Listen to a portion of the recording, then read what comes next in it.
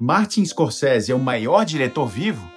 Bem, isso vai do gosto de cada um, do nível de identificação com os filmes e os temas abordados, né? Mas, sem dúvida, Scorsese é um dos maiores diretores de cinema da história e um dos que menos apresentou oscilações em sua filmografia.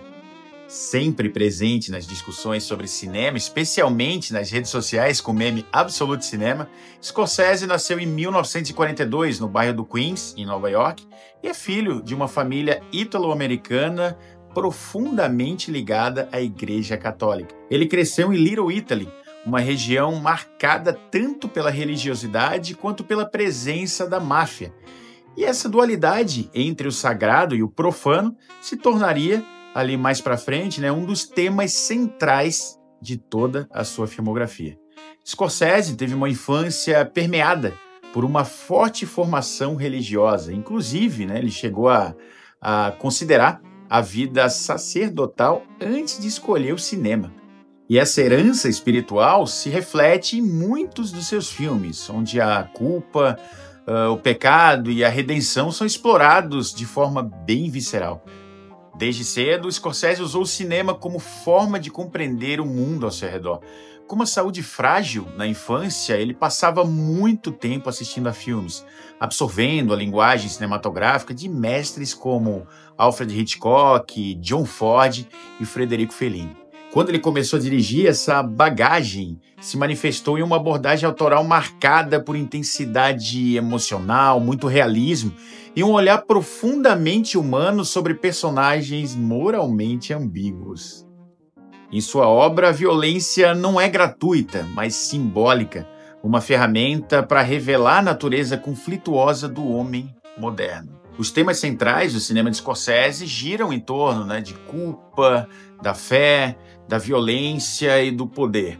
Ele retrata personagens que vivem à beira do abismo, muitas vezes movidos por ambição, obsessão ou desejo de redenção. Em Taxi Driver, o personagem Travis é um solitário veterano de guerra que tenta limpar o mal da cidade de Nova York através da violência. Já em Touro Indomável, Jake LaMotta é um boxeador que se destrói ao mesmo tempo em que busca controle e pureza.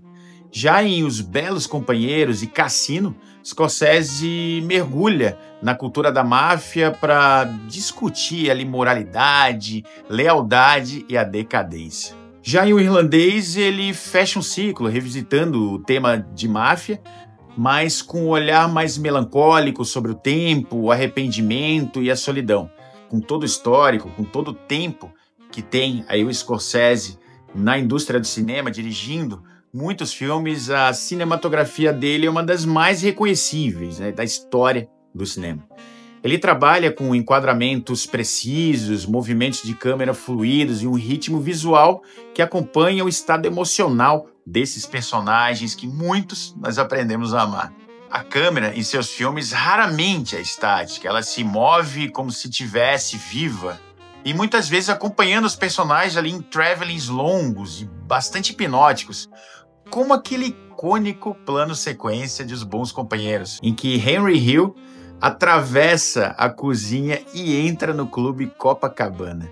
A fotografia de seus filmes costuma equilibrar realismo e estilização ao mesmo tempo. Então a gente tem ali tons quentes e saturados nos filmes sobre a máfia, sombras profundas e contrastes marcados nos dramas mais psicológicos e uma iluminação quase espiritual em obras como Silêncio e A Última Tentação de Cristo. O Scorsese entende a iluminação não apenas como um recurso técnico, mas como linguagem narrativa.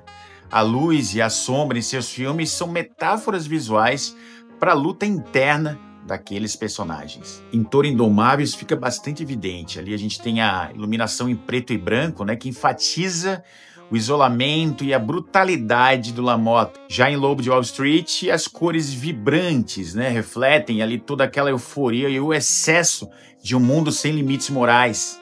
E em Silêncio, a luz natural e os contrastes suaves remetem à pureza espiritual e ao sofrimento contido dos missionários cristãos no Japão. E não temos como falar de Scorsese sem falar da trilha sonora de seus filmes. Geralmente elas são quase um personagem à parte. E ele tem um talento particular para usar músicas bastante populares, especialmente que vêm do rock, do blues, para construir aquela atmosfera, né, esse ritmo narrativo que ele tem. Então a gente tem ali frequentemente canções dos Rolling Stones, do Eric Clapton, The Ronettes e outros artistas ali que pontuam, né, momentos ali de transição e tensão, criando uma espécie de comentário paralelo à ação em tela. Em Os Infiltrados, por exemplo, Gimme Shelter, dos Stones, ela aparece várias vezes ali em momentos, né, específicos do filme como um símbolo de iminência da violência. Já em Caminhos Perigosos, as músicas pop italianas e americanas conseguem ali dialogar bastante com a identidade dividida daqueles personagens, né, entre a tradição e a rebeldia. A música nos filmes do Scorsese não serve apenas para ilustrar a cena. Ela revela o estado emocional dos personagens e define o ritmo interno do filme. Os personagens desse cara são complexos, contraditórios e muitas vezes autodestrutivos. Ele tem um olhar de compaixão pelos pecadores, pelos marginais, ali meio que entendendo que a violência e o erro também fazem parte da condição humana. São homens em busca de redenção, mas que raramente a encontram. Esse interesse psicológico se reflete ali na escolha de atores com grande intensidade dramática. Então, com isso, né, a gente viu Robert De Niro, por exemplo, que foi por décadas o principal colaborador de Scorsese, protagonizando, né, alguns dos maiores filmes dele, como Taxi Driver, o próprio Toro Indomável, Os Bons Companheiros, Cassino, e mais recentemente começa a haver, né, uma mudança onde a gente tem à frente o Leonardo DiCaprio, né, que se tornou um novo alter ego cinematográfico do Scorsese, estrelando ali obras como O Aviador, A Ilha do Medo, O Lobo de Wall Street e o mais recente, né, Assassinos da Lua das Flores. E além desses, né, muitos atores aí famosos e que cresceram muito, né, nos filmes do Scorsese, como o próprio Joe Pesci, o Harvey Keitel, o Daniel Day-Lewis. Então, que eles acabaram marcando profundamente a própria filmografia do Scorsese. Mas tem outro fator aí que faz o Scorsese se diferenciar demais no cinema. Tecnicamente, ele tem um domínio excepcional da montagem, da edição. Então, isso vem de um resultado de longa parceria com a montadora Thelma Schumacher, né? Então, juntos, eles criaram um estilo dinâmico que combina muito velocidade, fluidez e emoção. Então, a montagem ali também é parte da narrativa, né? Então, a gente tem muito cortes rápidos, sobreposições, narrações em off, flashbacks também que ajudam muito a construir a imersão, né, no universo desses personagens. Em Os Bons Companheiros, por exemplo, essa combinação toda dá ao filme ali uma energia quase musical que mantém o espectador em transe do início ao fim. O sucesso dos filmes de Martin Scorsese ele não se explica apenas por seus temas universais, mas também pela forma como ele os apresenta.